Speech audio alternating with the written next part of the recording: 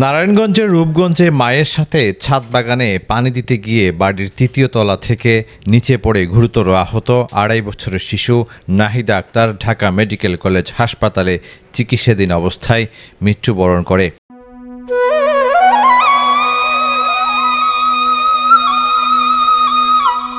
শুক্রবার সন্ধ্যায় উপজেলার মিরাপাড়া ইউনিয়নে মাছিমপুর এলাকায় এই দুর্ঘটনা ঘটে। নিহত নাহিদা মাছিমপুর এলাকার সোহেলের মেয়ে।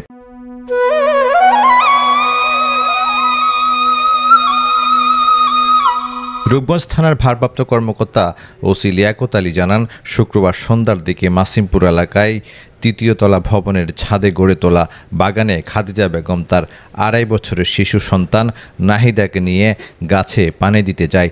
এ সময় হঠাৎ ছাদ থেকে ছিটকে পড়ে যায় শিশু নাহিদা।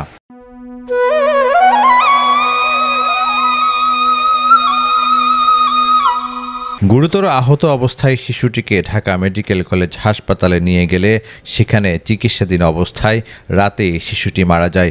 এ ঘটনায় রূপগঞ্জ থানায় একটি অপমৃত্যুর মামলা দায়ের করা হয়েছে।